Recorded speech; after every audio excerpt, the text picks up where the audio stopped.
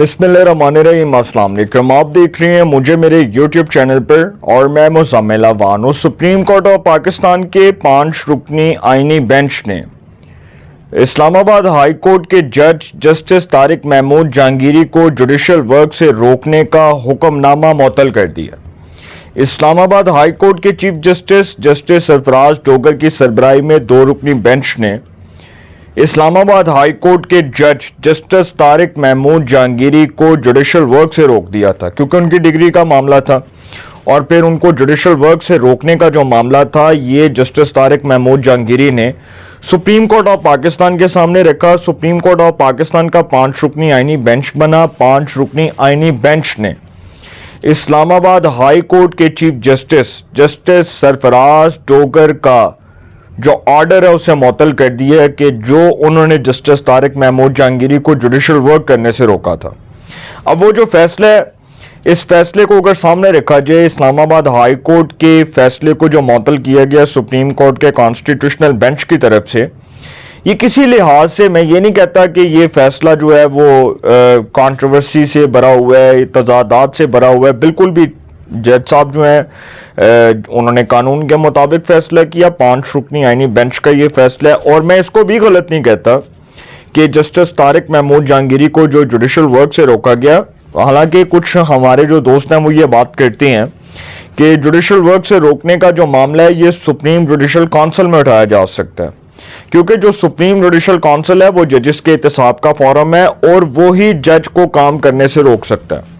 Supreme judicial council के पास ये इख्तियार है, क्योंकि वो जजेस का इत्तेसाब उसी काउंसिल में होता है। तो लिहाजा फिर कुछ लोग ये भी कहते हैं कि हाई कोर्ट के जो चीफ जस्टिस हैं वो किसी जज को जुडिशल वर्क से नहीं रोक सकते। लेकिन हमने माजी में देखा है कि जब जस्टिस मुज़ाहिर अकबर नकवी साहब के खिलाफ रेफरेंस आया था तो उनको भी जुडिशल वर्क से नहीं रोका गया था। जस्टिस काजी फायद ईसा के खिलाफ एक सदारती रेफरेंस उस वक्त इमरान खान की हुकूमत में उस वक्त के वज़ीर कानून और उस वक्त के आरिफ अलवी जो सदर पाकिस्तान थे, दोनों उस रेफरेंस को तैयार करने में पेश थे। और वो उस वक्त सदर मुमलिकत, उस वक्त के जो सदर मुमलिकत थे जनाब आरिफ अलवी साहब, उनकी एडवाइस के ऊपर वो रेफरेंस सुप्रीम जुडिशल काउंसिल में दायर हुआ और जस्टिस काजी फायद ईसा बतौर एक आम शहरी के जुडिशल काउंसिल में पेश हुए। उन्होंने खुद को एहतसाब के लिए पेश किया। और वो तो सर पाकिस्तान की तारीख के ऐसे इंटेग्रिटी वाले जज हैं जिन्होंने ये साबित कर दिया कि वो खुद को एहतसाब के लिए उन जजेस के सामने पेश कर रहे हैं जो ईमानदार हैं। हालांकि वो ईमानदार जजेस थे ना, जिनकी फैमिलीज, जिनकी अहलिया, जिनकी आले औलादें इमरान खान की मोहब्बत में गिरफ्तार थी, अभी भी गिरफ्तार हैं। तो सर ऐसे निज़ाम के सामने जस्टिस काजी फायद ईसा ने खुद को पेश किया, जो निज़ाम जो है वो पूरी मैच फिक्सिंग के साथ बना था। मैच फिक्सिंग ही थी ना कि जस्टिस काजी फायद ईसा को किसी भी टाइम उतारा जा सकता था, लेकिन उसके बावजूद उन्होंने इस निज़ाम के खिलाफ फाइट किया। उनकी अहलिया सरीना ईसा पेश हुई और सलाम पेश करें उस बहादुर जज जस्टिस काजी फायद ईसा को जिसने अदालती तारीख रकम की खुद को एहतसाब के लिए पेश करके।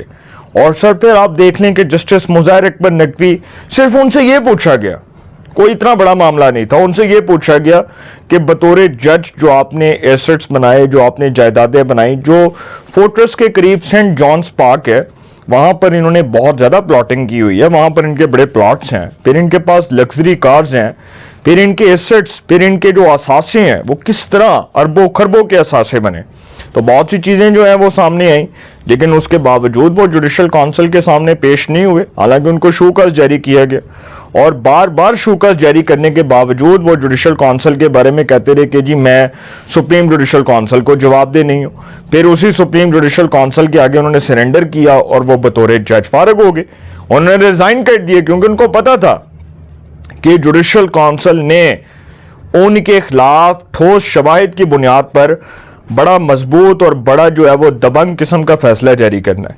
तो जब उन्हें पता चला कि निज़ाम ने मेरे खिलाफ एक फैसला देना है तो उन्होंने इस्तीफ़ा देना जो है उसको अफादियत समझा और उसके बाद वो घर चले गए दौड़ लगा के। और इसी तरह एक जज थे, उनको भी पता था कि उनके खिलाफ 1 कॉन्स्टिट्यूशनल एवेन्यू का रेफरेंस आ रहा है, जस्टिस एजाजुल हसन साहब, वो भी इस्तीफ़ा दे के घर चले गए। और अब ये जो जज साहब हैं जस्टिस तारिक महमूद जहांगीरी, इनकी तो डिग्री के हवाले से کراچی یونیورسٹی نے کہہ دیا کہ جی ہم نے ان کی ڈگری کو منسوخ کر دیا, کوئی LLB کی ڈگری نہیں ہے ان کے پاس, اور پھر یہ انہوں نے اپنی ڈگری منسوخی کو بھی چیلنج کر دیا. اب جو سپریم کورٹ کے کانسٹیٹیوشنل بینچ کا فیصلہ ہے وہ میں آپ کے ساتھ ڈسکس کروں گا, وہ بڑا امپورٹنٹ ہے, اور وہ میں آپ کے سامنے خبر رکھوں گا اور پھر بتاؤں گا کہ کیا جج کی جعلی ڈگری پر وکلاء تحریک چل سکتی ہے. کچھ بے وقوف یہ بات کر رہے ہیں کہ جج کی جعلی ڈگری پر وکلاء تحریک چلائیں گے. چلیں وکلاء تحریک چلانے کا شوق بھی پورا کر لیں, کوئی مسئلہ نہیں. جن کو بڑا شوق ہے وہ جج کی جعلی ڈگری پر وکلاء تحریک چلا کر دیکھ لیں. تو نانی چیتے یاد آئے تو سر پھر میرا نام بدل دیے گا. بہرحال خبر بڑی امپورٹنٹ ہے. سپریم کورٹ آف پاکستان نے جسٹس طارق جہانگیری کو کام سے روکنے کا حکم نامہ معطل کرنے کا عدالتی حکم نامہ جاری کر دیا. جسٹس امین الدین کی سربراہی میں 5 رکنی آئینی بینچ نے سماعت کی. بینچ میں جسٹس جمال مندوخیل, جسٹس محمد علی مظہر, جسٹس حسن اظہر رضوی, جسٹس شاہد بلال بینچ کا حصہ تھے. جسٹس طارق جہانگیری سمیت اسلام آباد ہائی کورٹ کے 5 ججز سپریم کورٹ پہنچے. Justice Mohsin Akhtar Kayani, justice Babar, justice سمن, جسٹس سردار اعجاز اور پھر یہ جسٹس طارق. اسلام آباد ہائی کورٹ کے 5 ججز عام سائلین والے راستے سے سپریم کورٹ میں داخل ہوئے. اس موقع پر جسٹس طارق محمود جہانگیری سے مبینہ جعلی ڈگری کا سوال کیا گیا. صحافی نے پوچھا کہ کراچی یونیورسٹی نے آپ کی ڈگری منسوخ کر دی ہے, تو انہوں نے آگے سے کہا کہ کیا آپ عدالت جائیں گے, تو جسٹس جہانگیری نے جواب دیا کہ سندھ ہائی کورٹ میں درخواست دائر کر دی ہے. حیرت کی بات ہے کہ 34 سال بعد ڈگری منسوخ کر رہی ہیں, دنیا کی تاریخ میں ایسا نہیں ہوا. جج صاحب کہہ رہے ہیں, آنکھوں سبحان اللہ. دوران سماعت جسٹس جمال مندوخیل نے ریمارکس دیے کہ ہمارے پاس تو کیس صرف اسلام آباد ہائی کورٹ کے عبوری حکم کی حد تک ہے. سپریم جوڈیشل کونسل کا اجلاس 18 اکتوبر کو بلایا ہے. جسٹس شاہد بلال نے کہا کہ اس سوال پر دونوں طرف کے فریقین کے وکلاء تیاری کر کے آئے. اسلام آباد ہائی کورٹ میں جسٹس جہانگیری کے خلاف درخواست پر اعتراضات موجود تھے. رجسٹرار آفس کے اعتراضات کے باوجود ریٹ پٹیشن پر نمبر کیسے لگ گیا. جسٹس جمال نے کہا کہ سپریم کورٹ یہ فیصلہ دے چکی ہے کہ ایک جج کو جوڈیشل ورک سے نہیں روکا جا سکتا. جسٹس طارق جہانگیری کے وکیل منیر ملک جو ہے وہ بڑے پرومیننٹ لا ایکسپرٹ, سابق اٹارنی جنرل بھی رہے ہیں اور بڑے مایہ ناز قانون دان ہیں, تو انہوں نے غالباً یہ وکلاء تحریک میں بھی ان کا بڑا کردار تھا, اور افتخار چودھری صاحب کی بھی یہ وکالت کیا کرتے تھے. تو منیر ملک نے موقف اختیار کیا کہ 16 ماہ تک جسٹس جہانگیری کے خلاف اس کیس میں نہ کسی کو حساسیت نظر آئی, نہ ہی کسی نے شدت پر بات کی. اچانک آرڈر دیا گیا جب تک سپریم جوڈیشل کونسل میں شکایت زیر التوا ہے, جج کو کام سے روکا جاتا ہے. ملک اسد علی کیس کی خلاف ورزی کرتے ہوئے جج کو جوڈیشل ورک سے روکا گیا. عبوری حکم کے ذریعے جج کو عدالتی امور سے روکا نہیں جا سکتا. منیر ملک نے دلیل دی کہ ایک طرفہ طور پر فیصلہ کیا گیا جج کے خلاف رٹ نہیں ہو سکتی. حال ہی میں جسٹس جمال مندوخیل نے ایک فیصلے میں کہا ہے کہ جج کے خلاف رٹ نہیں کر سکتا. جسٹس جمال نے ریمارکس دیے کہ وہ جج کے پرسنل کانڈکٹ سے متعلق ہے, آپ پورا فیصلہ پڑھ لیں. ایڈوکیٹ میاں داؤد جنہوں نے جسٹس مظہر نقوی کے خلاف ریفرنس دائر کیا تھا وہ بولے, اور وہ ریفرنس پہ جسٹس مظاہر اکبر نقوی صاحب برطرف ہوئے تھے. ایڈوکیٹ میاں داؤد نے کہا کہ سپریم کورٹ نے سجاد علی شاہ کو جوڈیشل ورک سے روکا تھا. جسٹس سجاد علی شاہ صاحب جو سابق چیف جسٹس رہے ہیں. جسٹس محمد علی مظہر نے ریمارکس دیے کہ جسٹس سجاد علی شاہ کو کام سے روکنے کا آرڈر آرٹیکل 184(3) کی درخواست پر دیا گیا. جسٹس سجاد علی شاہ کے حقائق اس کیس سے الگ ہیں. منیر ملک نے استدعا کی کہ آئینی بینچ جسٹس طارق جہانگیری کو کام سے روکنے کا حکم نامہ معطل کرے. کام سے روکنے کا حکم نامہ معطل نہ کیا گیا تو غلط سگنل جائے گا, کیونکہ جج نے ہائی کورٹ میں بھی درخواست دائر کر رکھی ہے. جسٹس جمال نے ریمارکس دیے کہ سپریم کورٹ یہ فیصلہ دے چکی ہے کہ جج کو جوڈیشل ورک سے نہیں روکا جا سکتا. سماعت کے اختتام پر جسٹس امین الدین جسٹس جمال کے درمیان مشاورت ہوئی. ججز کی مشاورت کے بعد سپریم کورٹ نے اسلام آباد ہائی کورٹ کا حکم نامہ معطل کر دیا. اب جو یہ میں نے آپ کے سامنے بات کی ہے یہ تو ایک تھی جی خبر, اور یہ خبر تو میں نے آپ کے سامنے رکھ دی ہے. تو دوسری خبر جو بڑی امپورٹنٹ ہے وہ اسی سے ریلیٹ ہے, اور وہ ہے کہ جی جسٹس طارق محمود جہانگیری صاحب نے اپنی جو ڈگری منسوخی ہے اس کا فیصلہ چیلنج کر دیا سندھ ہائی کورٹ میں۔ جسٹس طارق محمود جہانگیری نے ڈگری منسوخی کو سندھ ہائی کورٹ میں چیلنج کر دیا۔ جسٹس طارق نے سندھ ہائی کورٹ میں جامعہ کراچی سینڈیکیٹ اور ان فیئر مینز کمیٹی کے فیصلے کو چیلنج کیا۔ درخواست میں آئین کے آرٹیکل 199(a)(2) کے تحت دائر درخواست ریگولر بینچ میں مقرر کرنے کی استدعا کی گئی۔ جسٹس طارق جہانگیری نے کہا کہ تمام اعتراضات کا جواب سماعت کے دوران دیا جائے گا۔ وہ کہہ رہے ہیں کہ جی جیڑا میں جواب دینا سماعت کے دوران دیاں گا۔